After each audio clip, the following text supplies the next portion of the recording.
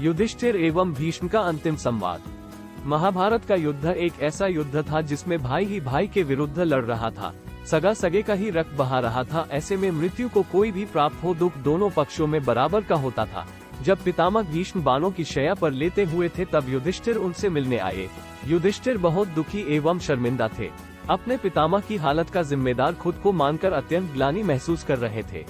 उनकी ये स्थिति देख पितामह भीष्म ने युधिष्ठिर को अपने समीप बुलाकर पूछा, है पुत्र, तुम इतना दुखी क्यों हो? क्या तुम मेरी इस स्थिति का उत्तरदायी खुद को समझ रहे हो? तब युधिष्ठिर ने नम आंखों के साथ हाँ में उत्तर दिया, जिस पर पितामह ने उन्हें एक कथा सुनाई। क्या थी वह कथा? एक समय में देय नामक एक अत्यंत बलशाली महाविद्वान राजा हुआ करता था, लेकिन उसकी प्रवृत्ति क्रूर थी। वो अपनी प्रजा पर अन्याय करता था। अपने नाम की कीर्ति फैलाने के लिए वो प्रजा पर डर का शासन कर रहा था, जिस कारण प्रजा बहुत दुखी थी। शारीरिक एवं मानसिक कष्ट में पूरे राज्य का जीवन कर रहा था, क्योंकि राजा का शासन कुशासन था। अतः धर्म की स्थापना हेतु ब्राह्मणों ने उस राजा का वध किया। उसके बाद उसके पुत्र पृथु को राजा बनाया गया, जिसका स्वभाव धर्म के अनुरूप था, जिसके कारण उस राज्य में सुशासन होने लगा और प्रजा में खुशहाली आने लगी। उसी प्रकार आज हस्तिनापुर की प्रजा भी दुखी है। उनका सुख तुम्हारे शासन में है। इस प्रकार प्रजा के सुख एवं धर्म की स्थापना हेतु किए गए कार्य के लिए तुम्हें दुखी होने की आवश्यकता नहीं है। तुम धर्म के नए स्थापक बनोगे। अगर इसके लिए तुम्हें अपनों से भी लड़ना पड़े तो उसका शौक मत करो।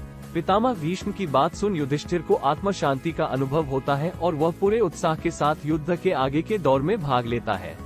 महाभारत का युद्ध यही सिखाता है कि धर्म की रक्षा के लिए किए गए कार्य कोई भी हो गलत नहीं होते। अपनों के प्रेम में पड़कर अधर्मी का साथ देना गलत होता है। जिस प्रकार महाभारत युद्ध में जितने भी महापुरुषों ने कौरव का साथ दिया, उनका अंत बुरा हुआ। उनके सारे सत्कर्मों का नाश हुआ, क्योंकि उन्होंने अपने व्यक्तिगत धर्म को देश एवं मातृभूमि के ऊपर रखा, जिसके फलस्वरूप उनका नाश हुआ। धर्म का रास्ता सरल नहीं है, लेकिन जो उस पर चलते हैं उन्हीं का जीवन सार्थक होता है। युधिष्ठिर एवं भीष्म का अंतिम संवाद। आपको यह महाभारत कथा कैसी लगी कमेंट बॉक्स में लिए। अगर आप ऐसे ही रोचक किस्सों के बारे में जानना चाहते हैं तो चैनल को सब्सक्राइब करें।